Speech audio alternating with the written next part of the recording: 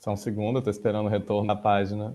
Pronto, agora já está conectado aqui. Então, boa tarde a todos e a todas que nos acompanham aqui nesse momento, ao vivo, nas páginas dos coletivos Aveiro Sem Armários e do coletivo Queer Tropical. Sejam bem-vindos ao Casa Aberta número 1, 30 anos depois. Que direitos faltam?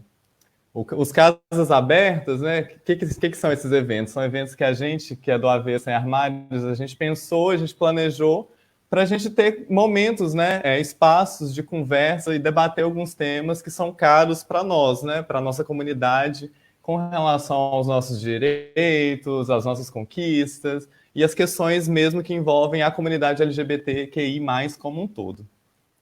Esses eventos eles foram pensados para a gente fazer pessoalmente, né, presencialmente nesse sentido, mas em função, né, desses novos tempos e de tudo aquilo que a pandemia de Covid-19 nos trouxe, de adaptações, a gente está fazendo agora essa primeira versão, então, já lançando essa versão no formato digital. Então, espero que vocês nos assistam aí, nos acompanhem até o final dessa transmissão, porque eu tenho certeza que vai valer muito a pena, que o debate hoje vai ser bastante interessante. Essa primeira edição do Casa Aberta, ela está sendo feita em parceria com o Queer Tropical, que é um primeiro coletivo de pessoas LGBTQI+, brasileiras, vivendo em Portugal. Eu me chamo Alan Pena, sou brasileiro, sou gay, vivo em Aveiro e faço parte desses dois coletivos. E vou ter a honra de moderar essa conversa que acontece hoje, que é um dia que para a gente é muito, muito, muito importante. Hoje é 17 de maio, nós celebramos o Dia Internacional de Luta contra a Homofobia, a Bifobia e a Transfobia. Nesse dia, em 1990, a Organização Mundial da Saúde retirou a homossexualidade, que até então era considerado homossexualismo, né, no sentido da doença. Então, a OMS, em 1990, retira a homossexualidade da Classificação Estatística Internacional de Doenças e Problemas Relacionados com a Saúde. E essa data, o 17 de maio, tornou-se um símbolo de luta por direitos humanos e pela diversidade sexual contra a violência e o preconceito ao redor do mundo. E é inegável, pensando nessas 3 décadas, né, entre 1990 e hoje, 2020, é inegável que nessas 3 décadas nós tivemos grandes avanços relacionados ao enfrentamento do preconceito e à promoção da cidadania LGBTQI+, ao redor do mundo, com distinções entre diferentes sociedades, diferentes países. Essas conquistas, é claro que elas não vieram sem muita luta travada no seio da sociedade e das instituições políticas também, e não sem resistência por parte dos setores conservadores da sociedade. Mas, apesar dessas conquistas, que são muitas, e nós vamos falar um pouco delas ao longo da nossa conversa, o exercício que nos traz aqui hoje, nessa tarde, é pensar o que falta fazer. Esse é até o título, né? A provocação desse debate, a ideia do que direitos faltam. Direitos não no sentido especificamente jurídico, porque nós sabemos que nas nossas sociedades, nas nossas democracias modernas, felizmente a gente conseguiu avançar muito, alguns países mais do que outros, mas de uma maneira geral, os países evoluíram bastante no sentido da proteção legal aos homossexuais, às lésbicas, aos bissexuais e às pessoas trans.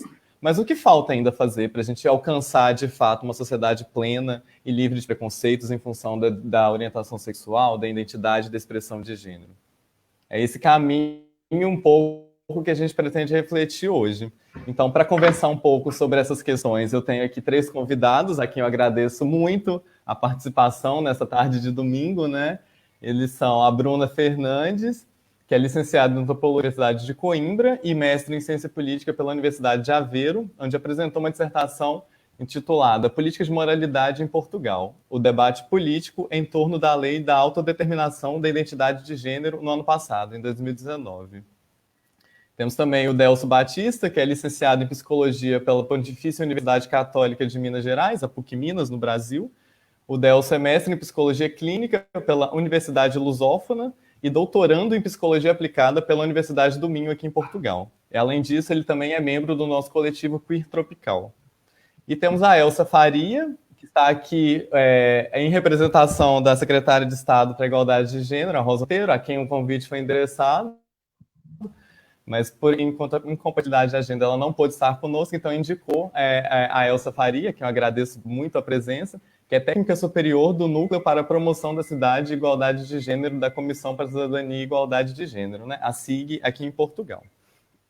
Então, assim, para iniciar esse debate, tem aqui algumas rodadas de perguntas que eu vou fazer para os nossos convidados. Então, eu já começaria com uma pergunta direcionada ao Delso.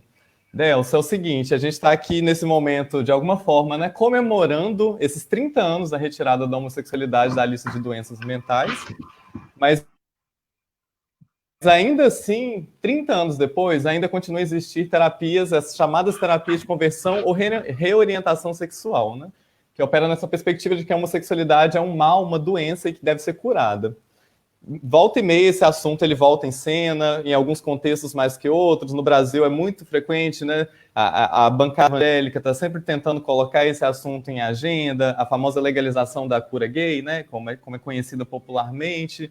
Aqui em Portugal, essa semana mesmo, a gente teve uma petição lançada, né? Para justamente ter essa proibição dessas terapias de conversão, a exemplo do que a Alemanha legislou ainda essa semana, né? Então, nessa semana, Portugal também já avança um pouco nessa discussão sobre a proibição dessas dessas terapias, de conversão ou reorientação sexual, assim. Então, Delso, agora a gente perguntar qual que é o papel dos psicólogos, né? Como você vê esse papel dos psicólogos e da psicologia no enfrentamento dessas práticas aí de tentativas de conversão, por exemplo, de identidade sexual e de gênero. Boa tarde, Alan. Primeiramente, muito obrigado pelo convite a representar o coletivo Queer Tropical. Agradeço também pela presença daqui da banca da Elsa, da Bruna, para a gente poder discutir essas questões. Essa é uma pergunta bastante pertinente, porque é um tema recorrente, né, em diversos contextos, tanto na América do Sul, quanto na Europa, nos Estados Unidos, principalmente. Então, é muito importante a gente ter oportunidades de discutir essa questão. Eu gostaria de iniciar dizendo que, para a psicologia, há guidelines, ou seja, orientações bastante específicas quanto à prática profissional e especificamente direcionada para terapias de conversão, e essas questões são sempre discutidas pelos órgãos competentes de gestão das ordens profissionais de psicologia. A Associação Americana de Psicologia adotou, já na década de 70, em 1975, uma resolução na qual a indicação era de que a homossexualidade por si só não implicava qualquer tipo de redução nas capacidades de julgamento, estabilidade, confiança, ou as capacidades de modo geral dos sujeitos, em contexto social ou vocacional de uma pessoa. Com isso, foi desenvolvido um documento de referência que reúne informações detalhadas e que refere à importância de que os psicólogos devem se utilizar de um treinamento, devem focar na sua formação para uma preparação adequada para o exercício da profissão no cuidado de clientes LGBT. Eu começo aqui a colocar essa indicação, porque nós, a profissão, enquanto psicólogos, nós somos respaldados por uma série de questões específicas e práticas de ética e que nos norteia nesse sentido. Depois, pensando no contexto quer brasileiro, quer português, é importante ressaltar o que já está presente nos códigos de ética e de deontologia das profissões. No Brasil, o Conselho Federal de Psicologia tem a resolução 1/99, que visa evitar que pacientes sejam submetidos a qualquer tipo de terapia experimental, sem qualquer comprovação de efetividade científica, que pode agravar sentimentos de baixa autoestima, depressão, angústia, o que coloca, muitas vezes, a vida desses pacientes em risco.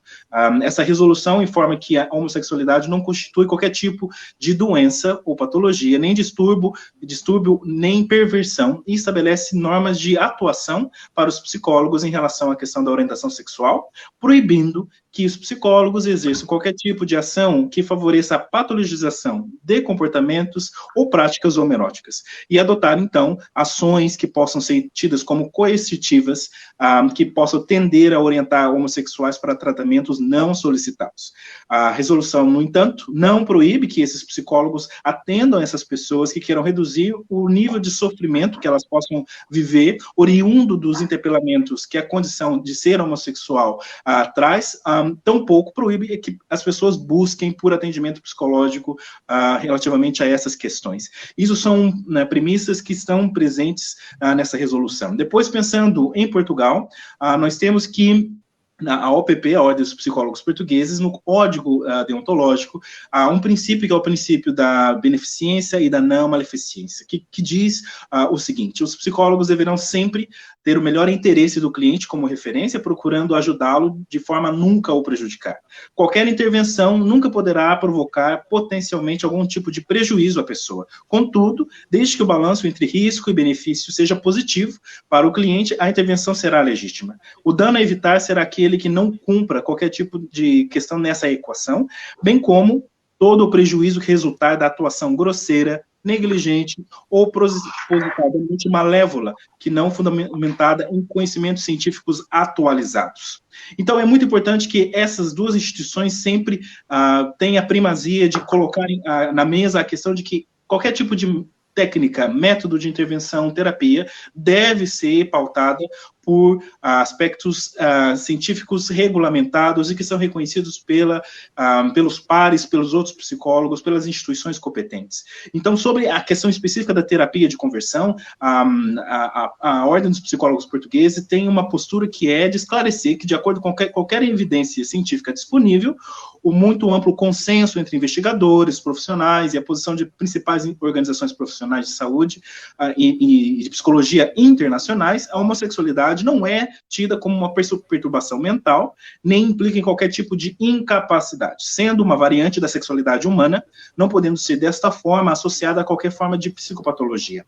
Pelo contrário, são o preconceito, a violência, o estigma face à homossexualidade, e aqui eu incluo a questão da identidade de gênero, não é só uma questão da orientação sexual, de acordo com qualquer evidência científica disponível e à disposição das principais organizações profissionais de psicologia internacionais, a intervenção como terapias de conversão ou de reparação sexual, terapias que procurem de alguma forma reduzir ou eliminar a homossexualidade. Não tem qualquer tipo de fundamento, quer no ponto de vista de validade científica, ética, quanto à sua eficácia, muito menos benefícios, sendo, pelo contrário, assinaláveis como potenciais riscos de prejuízo à saúde das pessoas. Tá? Então, a posição das instituições que norteiam a prática do psicólogo são muito claras quanto a esse assunto, e qualquer tipo de prática que infrinja, que vá contra esses princípios, vai muito provavelmente ser uma falta ética, uma falta profissional, e pode chegar até ser tida como um crime, dependendo do contexto em que essa pessoa está. Ok, obrigado, Delcio, por esses esclarecimentos, né? Eu acho que é importante também a gente reforçar, né, principalmente nesse momento em que muitos lugares, em muitos contextos, os direitos LGBTs eles se veem muitas vezes ameaçados, né, por setores conservadores, políticos conservadores. Então é importante a gente ressaltar tudo isso que você deixou muito claro aqui para a gente, né, desse imperativo do papel do psicólogo mesmo no enfrentamento dessas práticas. E aí eu aproveito, já entrando nesse assunto da política, para perguntar para a Bruna, né, a Bruna, que você pesquisou as políticas de moralidade, né, aquilo que a gente, na ciência política, na literatura de ciência política, a gente chama de políticas de moralidade no contexto de Portugal. Então, eu queria aproveitar e perguntar para a Bruna como é que você avalia aí esses 30 anos, né, do papel dessas políticas de moralidade, como é que elas têm contribuído aí ao longo dessas 3 décadas aqui no contexto de Portugal para combater justamente a homofobia, a bifobia e a transfobia. Olá a todos e obrigada mais uma vez pelo convite, gosto muito de estar aqui. Antes de chegar às políticas públicas referente aos direitos LGBT, temos um movimento LGBT e as associações. E refiro isto porque as associações têm um papel fundamental na influência das políticas. O movimento LGBT manifestou-se principalmente depois da ditadura e estava mais direcionado para a comunidade homossexual. Depois, ao longo dos anos, com a entrada na CE e a aproximação às tendências ocidentais, começaram a haver mais associações e movimentos a trabalhar ativamente na reivindicação dos direitos das pessoas LGBT. E em 2006, houve 2 acontecimentos importantes para este debate. Primeiro, um casal lésbico que decidiu desafiar o Código Civil e tentou casar-se. E em segundo, foi o assassinato da Gisberta, uma mulher trans. Estes dois eventos tiveram muita atenção mediática e influenciaram, em primeiro lugar, uma revisão no Código Penal, em que motivações homofóbicas passavam a ser um fator agravante. E em 2010, Portugal aprovou o casamento entre pessoas do mesmo sexo.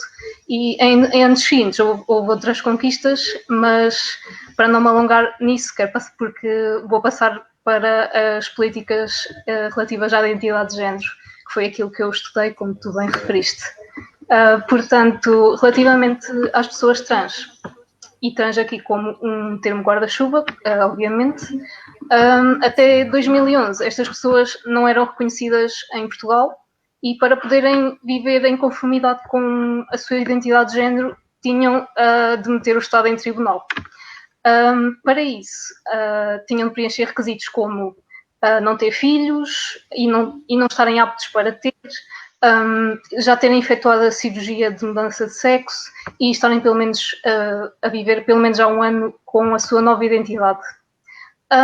Isto mudou com a Lei número 7 de 2011, onde as pessoas já podiam mudar o seu nome e o seu género no registro civil sem precisarem de fazer cirurgias e esterilização. Mas havia outras condições que eram a apresentação do diagnóstico da perturbação da identidade de género. Era este o diagnóstico para a transexualidade naquela altura, em que o médico e um psicólogo tinham de subscrever. Depois, em 2018, Portugal foi o 6º país a adotar os procedimentos baseados na autodeterminação da identidade de género. Isto é, a mudança do nome e do género no registro civil com base na própria vontade da pessoa. Este está disponível para pessoas com nacionalidade portuguesa e maiores de idade. Os menores entre 16 e 18 anos têm de ter um relatório que ateste a capacidade de decisão. Nesta lei também ficou incluída a proteção das características sexuais dos bebés intersexo. Portanto, vendo esta pequena cronologia, percebemos que apenas há mais ou menos 10 anos é que começámos ativamente a dar atenção às questões LGBT no âmbito político. Também acho interessante mencionar que, embora Portugal seja um país que ainda tem grande influência católica, este é um dos países da Europa mais progressista nesta área. No Rainbow Map, que o Rainbow Map deste ano já saiu, inclusive, se não conhecem, pesquisem, porque é uma ferramenta muito boa para comparação e análise dos países. Esta ferramenta avalia o quadro legal dos direitos das pessoas LGBT no contexto europeu. E Portugal ocupa, neste momento, o 7º lugar entre 49 países, com 66% em 100. E também, como já referi, as associações têm um papel fundamental para influenciar estas políticas e eu percebi bem isso a fazer a minha tese e estas políticas, consequentemente, ajudam a combater a homo e transfobia. Sim, sim. Obrigado, Bruno. A gente vê que é bastante recente, né? Quando a gente pensa, Sim, de uma maneira geral, no desenvolvimento dessas políticas, nós estamos falando de políticas muito recentes, né? E falar em políticas relacionadas aos LGBTs e no contexto de Portugal é impossível sem falar da SIG, né? Da Comissão de Cidadania e Igualdade de Gênero. Então, agora eu gostaria de perguntar até para a Elza, pedir até um certo esclarecimento. O que é a SIG? Qual que é o papel da SIG aí na produção e na execução dessas políticas públicas aí relacionadas à comunidade LGBT em Portugal? Ok, obrigada pelo convite e boa tarde a todas as pessoas. Explicar um bocadinho que a SIG é um organismo público, está integrado na presidência do Conselho de Ministros, sob a tutela da Secretaria de Estado para a Cidadania e a Igualdade, e a SIG é um dos organismos promotores da igualdade de género.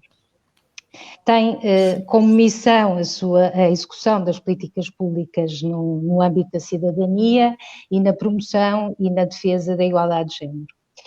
Portanto, a SIG, entre outras atribuições e uma das suas tarefas é a coordenação e a monitorização e avaliação de uma estratégia nacional, a Estratégia Nacional para a Igualdade e Não Discriminação. Esta estratégia tem 3 planos, um plano para a igualdade entre mulheres e homens, um plano de prevenção e combate à violência doméstica e violência de género, e o plano de ação em combate à discriminação. Oi, em Elsa. Elsa? Sim. Sim? Pronto, voltou. Não sei onde é que fiquei, mas talvez falar um bocadinho dos 3 planos da estratégia. Sim? Sim, Okay. era isso mesmo. Então, o plano para a igualdade entre mulheres e homens, o plano de prevenção e combate à violência doméstica e à violência de género, e depois aquele que é o plano também que nos traz aqui hoje, que é o plano de ação de combate em razão da discriminação, em razão da orientação sexual e identidade de expressão de género e características sexuais, que depois, simpaticamente e de uma forma carinhosa, abreviamos um bocadinho para PAO e IEC, porque o nome é muito extenso. Sim. Então, este plano tem 3 grandes objetivos, e este plano constitui-se como um plano autónomo desde 2018, antes integravam alguns objetivos e algumas medidas em planos anteriores, mas é a partir de 2018 e nesta nova estratégia alinhada com a Agenda 2030, que então integra este plano de uma forma autónoma, e o plano tem 3 grandes objetivos. Um deles é promover o conhecimento sobre as necessidades e as questões mais da discriminação, os fatores de discriminação que as pessoas LGBTI vivem. Este será, assim, o primeiro que aparece no plano. Não é o primeiro objetivo, não é por ordem de importância, não é? Todos eles são importantes. Sim. Depois, garantir a transversalidade destas questões da OIE, só reforçar que no primeiro objetivo o que se pretende é garantir que aprofundamos o conhecimento sobre as pessoas LGBTI e as suas necessidades, e para isso pensa-se que o melhor, uma das formas será promover estudos que garantam um maior conhecimento sobre estas necessidades. E esses estudos, como sabemos, são fundamentais depois. Quanto melhor conhecemos a realidade, mais podemos atuar sobre ela, não é? Depois, este segundo objetivo, como eu estava a dizer, que se relaciona com a transversalidade das questões de orientação sexual e identidade, expressão de género e características sexuais, e que dizem respeito a questões da formação dos recursos humanos da administração pública central e local, a integração, por exemplo, das questões da orientação sexual e identidade de expressão de género e características sexuais nos protocolos dos municípios. Portanto, garantir aqui esta formação na área da saúde também. E depois, o terceiro objetivo diz respeito a combater a discriminação em razão da orientação sexual e identidade de expressão de género e características sexuais, e tem várias áreas de atuação dentro deste objetivo. Existem várias medidas. Uma delas é no trabalho, outra diz respeito ao trabalho e à intervenção dos órgãos de polícia criminal, e podemos a intervenção junto dos crimes de ódio, por exemplo. Depois, na área da educação, com a comunicação social, a intervenção especializada na área da violência para as pessoas LGBTI, e outro tipo de medidas também que contemplam neste plano. Portanto, eu diria assim que, de uma forma geral, é isto, e a intervenção da SIG é, sobretudo, garantir que todos estes planos, mas o que nos traz aqui é este terceiro de que falei, é garantir esta execução das políticas públicas nesta área. Sim, sim. Muito interessante saber disso. Depois eu até tenho outras perguntas para fazer em relação ao plano, né? Mas daqui a pouco eu já faço. Só voltar para o Delsa aqui, nessa questão. Força. Delsa, então, você já até começou a falar um pouco na sua fala em relação aos transtornos mentais, enfim, e alguma dificuldade nesse domínio aí, problemas de ansiedade, depressão, aos quais nós, da comunidade LGBT, nós somos sujeitos, devido muitas vezes, né, em grande medida, ao preconceito, a essa falta de aceitação própria e familiar e social. o bullying, no caso, principalmente das crianças, dos adolescentes, né? Que nós somos vítimas, assim, de uma maneira geral, ao longo das nossas vidas, né? Então, assim, eu gostaria que você desenvolvesse um pouco melhor, falasse um pouco mais sobre esse papel da psicologia para ajudar a reverter esse quadro, né? Justamente no atendimento aí, como é que a psicologia pode ajudar, né, a nossa comunidade aí com esses quadros de depressão, de transtornos aí diversos. Sim. Primeiro, eu preciso entender que a homofobia tem efeitos que são nefastos na vida de qualquer pessoa, quer seja ela LGBTQI+, ou não. Vai desde a vergonha, a ansiedade, baixa autoestima, até mesmo comportamentos que põem em risco a vida dessas pessoas, o que pode muitas vezes chegar ao suicídio. Para pensar essa questão de como a gente faz para reverter esse quadro, eu preciso dizer que há um trabalho muito complexo de elaboração, de significação da experiência traumática que muitas vezes essas pessoas têm, por meio da intervenção especializada de um psicólogo, um psiquiatra, uma junta médica, muitas vezes. Com isso, o sujeito se vê na possibilidade de expandir a sua consciência, tanto de si mesmo quanto do outro. E assim, com isso, o sujeito vê-se na possibilidade de expandir esse entendimento e pode-se alcançar um desenvolvimento das competências que são necessárias, recursos necessários para lidar com as fontes de estresse que são tanto externas quanto internas, que essa situação, a homofobia, pode gerar. Por fim, o autoconhecimento e a compreensão das próprias necessidades abre aqui a possibilidade da quebra de padrões de negação, autodepreciação e por aí vai. Só assim esses sujeitos podem se aceitar, se assumirem e encontrarem um padrão de desenvolvimento e consolidação do quê? Da sua autonomia, da responsabilização daquilo que são, das próprias escolhas. O sintoma pode e deve ser visto através de um olhar técnico, de um profissional treinado, com empenho, com esforço, e que trabalhe para poder alcançar esse objetivo conjuntamente com esses indivíduos, fazendo com que eles possam ter a possibilidade de ultrapassar essas dificuldades, ressignificar e reconstruir o sentido de identidade, de família, de pertencimento e criar sua própria narrativa de vida a partir desse momento. Deste modo, a prática do psicólogo com essa população sempre deve considerar diversos fatores, como, por exemplo, a questão da interseccionalidade, como um fator de influência no desenvolvimento dos recursos para enfrentar a realidade e elaboração dessas questões individuais desses clientes. Por exemplo, é preciso perceber que o sexismo, como o racismo e o heterossexismo, podem colocar gays, lésbicas, pessoas trans, bissexuais, pessoas queer, em riscos de diferentes tipos de estresse social.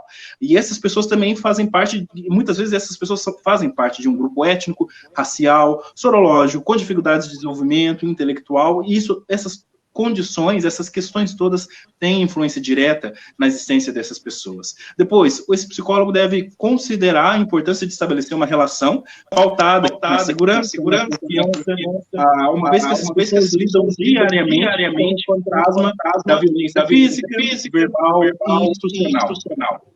Depois deve estar preparado para trabalhar em questões relacionadas com a falta de autoconfiança, baixos níveis de autoestima, autodepreciação, muitas vezes, como você mesmo disse, quadros graves de depressão, histórico de vitimização que está relacionado com o bullying, com a discriminação, a violência e transtornos pós-traumáticos. Muitas dessas pessoas experimentam padrões também de automutilação, comportamentos sexuais de risco, abuso de substância, como drogas e álcool. Então, é importante essas condicionantes todas serem sempre colocadas a par no conhecimento do psicólogo que trabalha com essa população. Quando esses clientes se sentem desconfortáveis com a sua identidade de orientação sexual, o papel do psicólogo sempre será avaliar, portanto, quais são essas pressões externas, internas, e trabalhar essas questões relacionadas aos modelos que essas pessoas têm de pessoas, de homossexuais, de pessoas trans, modelos que fazem parte da comunidade LGBT e que são fortes e são positivos, porque aqui a questão da visibilidade importa e muito na construção dessas identidades. E, por fim, os psicólogos são altamente encorajados a adotar um entendimento muito mais complexo do domínio da questão da orientação sexual, da identidade de gênero, deixando de lado modelos que são dicotômicos, ultrapassados, e que podem normalmente privilegiar e normatizar de forma subentendida relações que são heteronormativas. Então, seriam mais ou menos essas indicações que eu daria em relação a como deve ser a postura que o psicólogo deve adotar com essa população. Sim, e a gente vê claramente que existe um quadro, né, de vulnerabilidade ao qual todos nós, né, LGBTs, nós somos sujeitos, mas como o Delcio colocou muito bem, eu acho que bastante pertinente, essa questão dos recortes, né? Então, há diferenças significativas dentro da própria comunidade LGBT em relação à própria experiência vivida, né? E aí isso já me leva a uma segunda pergunta para a Bruna, que estudou justamente essa questão da lei da identidade de gênero, e a gente sabe, né, a gente tem esse conhecimento de que a comunidade trans, as pessoas trans, eu também vou usar aqui como um termo guarda-chuva, né, elas estão de alguma forma mais expostas à violência, enfim, à criminalização, muitas vezes, nesse sentido. E eu queria saber da Bruna, assim, pelo aquilo que você estudou em relação à lei de identidade de gênero, qual que é o papel dessa lei, né? Como é que essa lei ajuda essa promoção dessas pessoas e a promoção dos direitos de cidadania delas, né? Sim. Portanto, só quero fazer assim, uma contextualização, porque em termos dos direitos das pessoas gays e lésbicas, estes estão a andar devagar, mas o das pessoas trans quase que nem saiu do ponto de partida e ainda há muito para fazer. Como também já foi aqui referido, as pessoas trans ainda estão muito invisibilizadas e os seus direitos ainda são pouco reconhecidos, e isso acaba por se refletir nas estatísticas dos crimes de ódio, das tentativas de suicídio e mesmo suicídios, que são muito altas nesta comunidade, aliás. Para além disto, as pessoas trans também sofrem altos níveis de discriminação social, como por exemplo na família, na procura de emprego, no acesso à saúde, etc, etc, o que leva a uma extrema vulnerabilidade. E é um facto que a saúde mental destas pessoas melhora significativamente quando as pessoas são apoiadas e reconhecidas pelo seu género, e portanto é necessário que se façam políticas que tenham em consideração as pessoas trans e que informem também a população em geral e ajudem a desmistificar esta comunidade. Em países que as pessoas trans são reconhecidas legalmente, estas podem sofrer de outras violências e discriminações para conseguirem o tal reconhecimento perante a lei, como a obrigatoriedade de fazerem a cirurgia e a esterilização, esta que já é considerada uma violação dos direitos humanos. Para além disso, ainda é muito comum o diagnóstico de saúde mental, perpetuando a patologização e estigmatização destas pessoas, embora já haja esforços nas instituições internacionais, como a Organização Mundial de Saúde, que tirou da categoria do diagnóstico de pessoas trans da saúde mental para a saúde sexual, mas isto só aconteceu em 2018. De acordo com o Trans Rights Map da Europa e da Ásia Central, que também já saiu há dias. Para quem não conhece, também é uma ferramenta muito boa para comparar países e para ver cada país em relação ao quadro legal dos direitos das pessoas trans. Vemos que em 13 países não há sequer o reconhecimento legal. Em 31 países é requerido o diagnóstico de saúde mental. Em 13 ainda obrigam à esterilização e em 20 obrigam ao divórcio, o que é completamente absurdo. E se não estou em erro, só 7 países na Europa têm como base procedimentos de autodeterminação, o que quer dizer que a vontade da própria pessoa é que dita a decisão e não terceiros. Eu, como pessoa cis, e muitas pessoas cis também estarão a ver, imaginem que tinham de ter a confirmação do médico para indicar a vossa identidade de género. Claro que isto é impensável para nós, porque, no entanto, isto está a acontecer com um grupo de pessoas que sabe perfeitamente quem é. E, para mim, isto é basicamente um exercício de empatia. E com isto vê-se a importância das políticas com base na autodeterminação da identidade de género, porque dão controlo às próprias pessoas para fazer as suas decisões com base na sua vontade, e também claramente é preciso juntar isto com a penalização de comportamentos transfóbicos. Obrigado, Bruno. Elsa, Você estava falando para a gente, então, sobre o plano, sobre a estratégia Portugal Mais Igual. Eu queria saber, assim, quais ações concretamente têm sido avançadas pela CIG. A gente teve o lançamento de uma campanha de conscientização agora na sexta-feira. Só detalhar um pouco mais das ações mesmo, como eu, por exemplo, eu, cidadão, eu consigo ver o trabalho da CIG nesse sentido. Bem, se calhar começar por dizer que o trabalho não é da SIG, não é? O trabalho é da SIG em parceria, sobretudo com as organizações da sociedade civil, que têm um papel fundamental na execução, também na execução das políticas públicas e naquilo que é o feedback sobre o que está a acontecer efetivamente com as pessoas, não é? E esse contacto é muito mais direto do que a SIG tem, portanto é fundamental esta parceria, esta proximidade com as organizações da sociedade civil, que aliás têm feito um trabalho magnífico sempre, e agora nesta fase da pandemia muito mais, e portanto não podemos deixar de felicitar todas as associações, pequenos grupos, é um momento fundamental também para as pessoas unirem esforços e garantirem que há uma proteção das pessoas LGBTI, que é uma população bastante vulnerável, e em alturas de crise manifestam-se ainda mais as desigualdades. Bem, então, feito este preâmbulo de que este trabalho não é feito exclusivamente pela SIG, em parceria quer com outros organismos públicos, quer também com as organizações da sociedade civil, podemos falar assim de várias,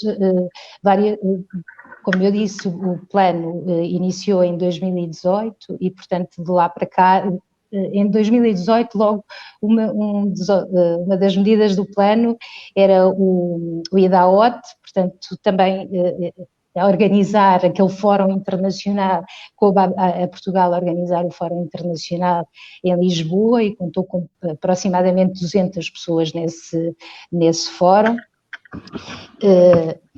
Essa foi assim uma das coisas com mais visibilidade. Nesse ano também a campanha Trans e Intersexo Direito a Ser, foi a campanha que antecedeu a esta que teve lugar agora o lançamento na sexta-feira.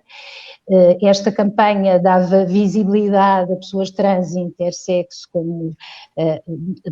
como forma de aproximar as pessoas daquilo que é o dia-a-dia de uma pessoa trans, de uma pessoa intersexo.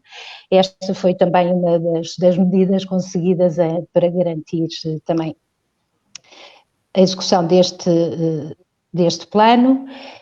A estratégia, uma das coisas fundamentais também neste plano e que também já está conseguida, a estratégia da saúde, que foi um projeto em parceria, um projeto organizado entre a Secretaria de Estado para a Saúde e a Secretaria de Estado para a Cidadania e Igualdade, que teve a participação da SIG e das organizações da sociedade civil, que construíram aquilo que é o primeiro volume de uma estratégia nacional para a saúde.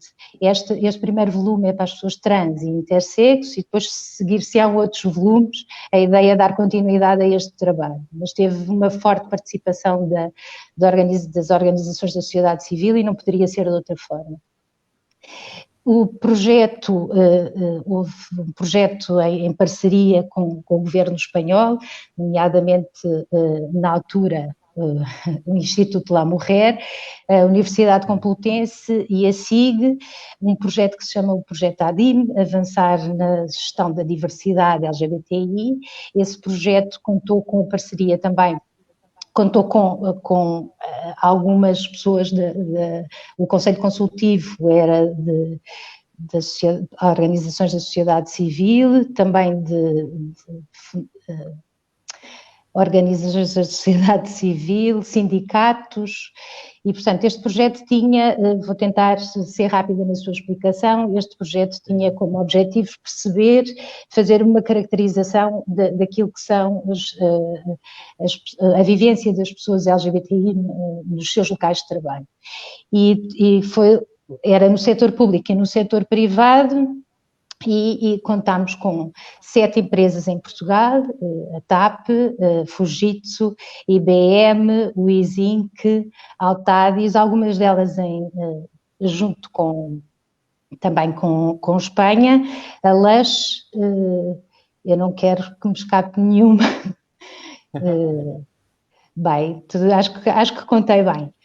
E depois três universidades, depois acabaram por ficar duas universidades, a Universidade de Aveiro e a Universidade da Beira Interior. Portanto, as empresas a representar o setor privado e as universidades a representar o setor público e enquanto entidades empregadoras.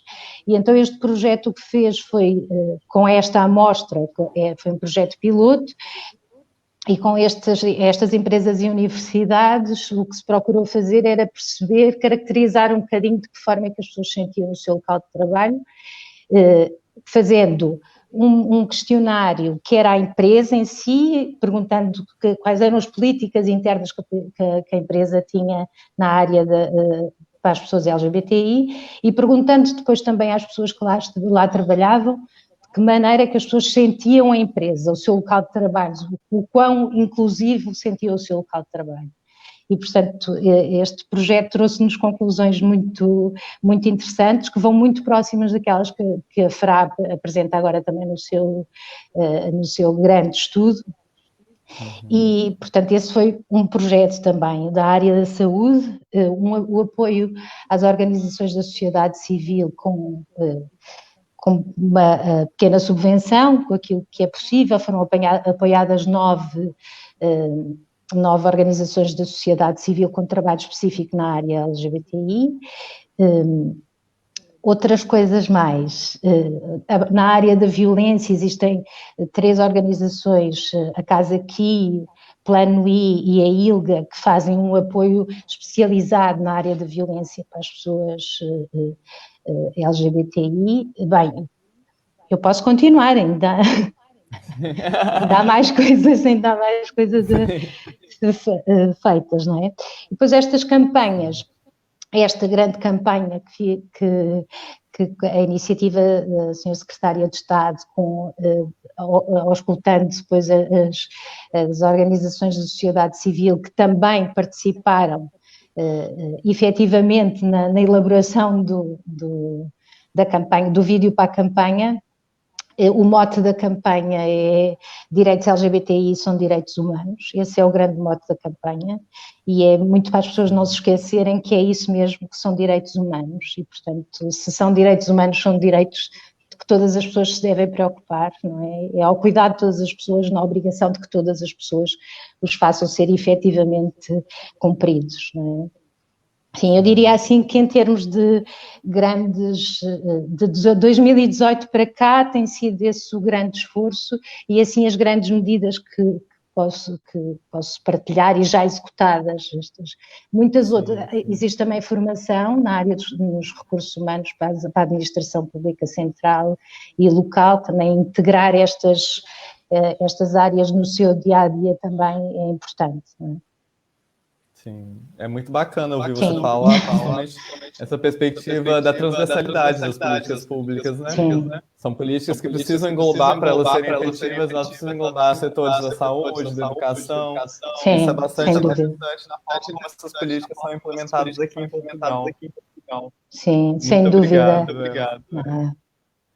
Gente, a gente está quase encerrando aqui já, mas antes eu tenho uma última pergunta, né, para todos os convidados, e essa pergunta vai ser a mesma para todo mundo, que é justamente o título do nosso evento, né? 30 anos depois, que direitos faltam, assim? O que na opinião de vocês, né, no trabalho de vocês, seja o trabalho, enfim, mais institucional, o trabalho de pesquisa, investigação científica, o que vocês identificam nesse momento que está faltando? Que direitos que faltam aí? Começando pelo Delson.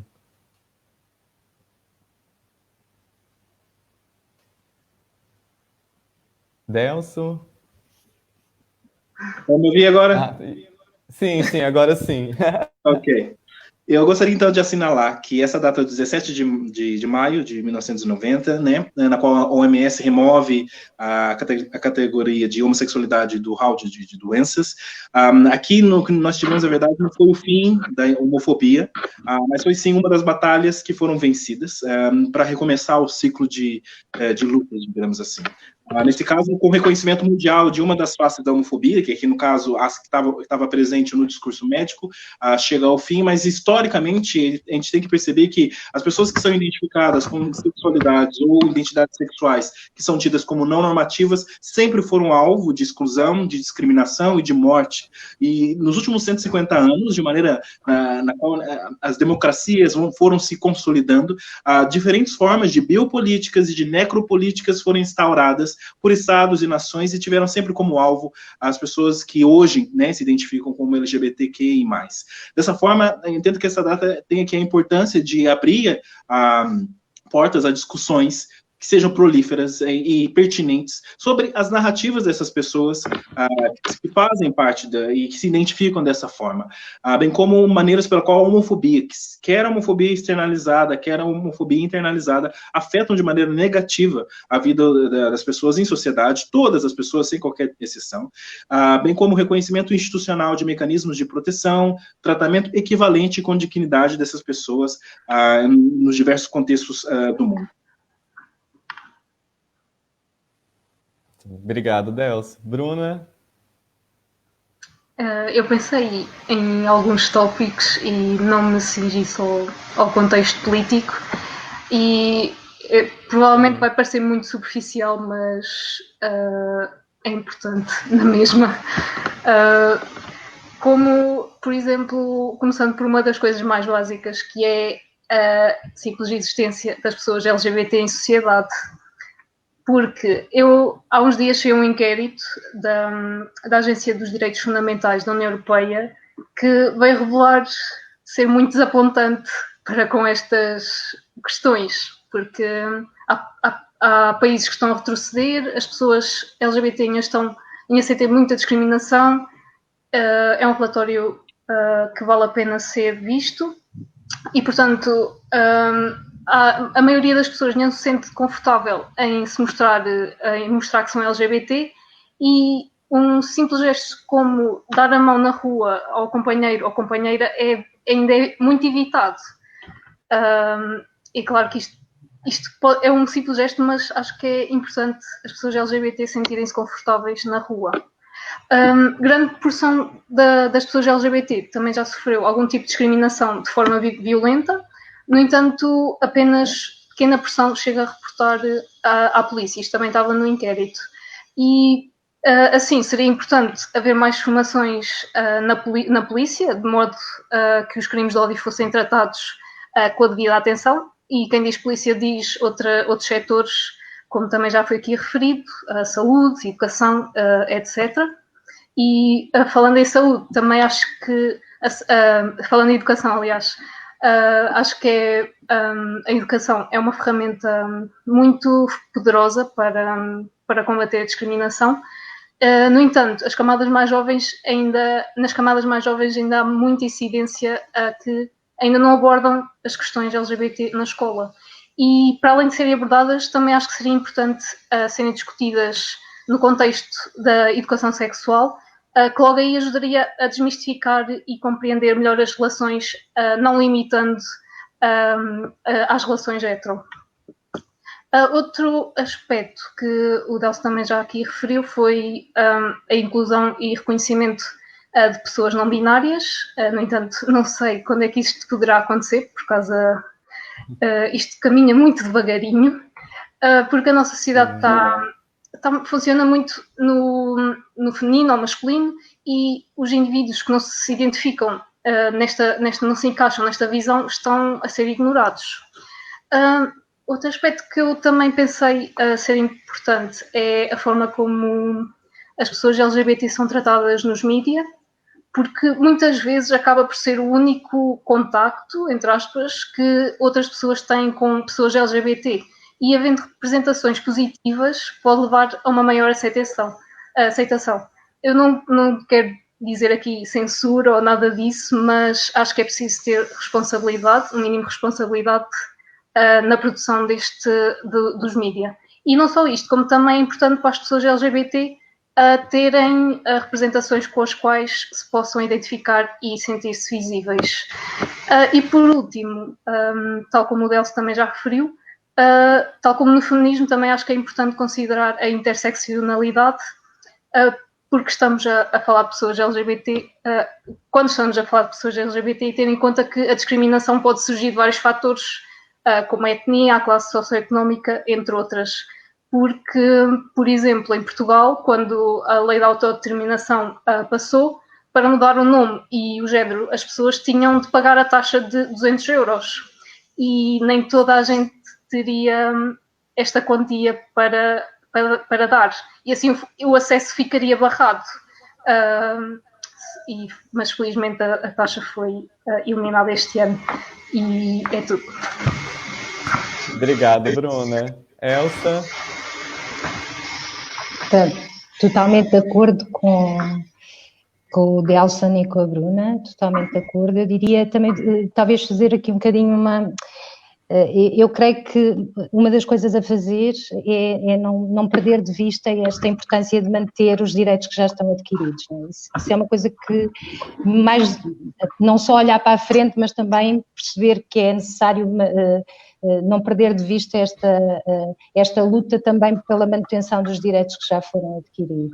Depois, outros muitos existirão, a questão dos crimes de ódio, dos discursos de ódio é uma coisa que também vale a pena reforçar aqui como importante.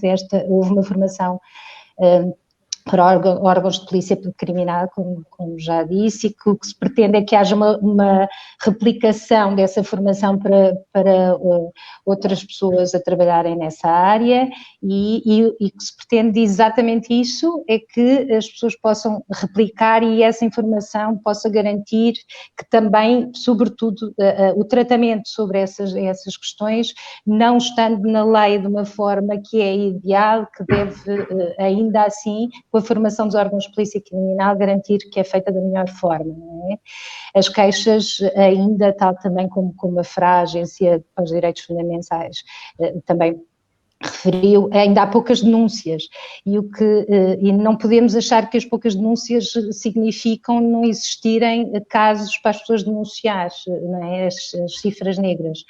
Então nós precisamos de garantir que trazemos ao de cima todas essas, o importante é eliminar todas essas discriminações, mas há a acontecer que hajam possibilidades de denúncia da forma mais efetiva e que as pessoas se sintam seguras a fazê-lo. Pois eu diria que em todas as áreas é necessário, ainda aquelas que aparentemente parecem que aparentemente já têm várias conquistas e que têm uma série de direitos e leis que respaldam um bocadinho a continuidade das questões LGBTI nessas áreas, creio que em todas elas é possível garantir-se ainda mais, não é? Há pouco falava da estratégia da saúde, temos o volume 1, a razão para existir o volume 1 é porque ainda vão existir outros e, portanto, é preciso continuar a fazer na área da saúde mais coisas. A área da educação, como dizia a Bruna, é fundamental fazermos mais coisas do que aquelas que fazemos. Portanto, na área da saúde, na área do trabalho, na escola, no mainstreaming, com estas campanhas que também podemos fazer chegar às pessoas e dar um dia-a-dia e uma informação sobre o que são as questões LGBTI, torná-las visíveis, não é? Para a sociedade também é fundamental. Portanto, eu diria que todas as áreas precisam ainda de melhorar coisas, de manter estes direitos, mas melhorar tantos outros. Portanto, eu não escolhia outras, destacava aqui a questão dos crimes de ódio, mas diria que todas as outras ainda ainda têm um caminho pela frente. Sim. Obrigado, Elsa. Gente, já vamos encerrando aqui então essa transmissão.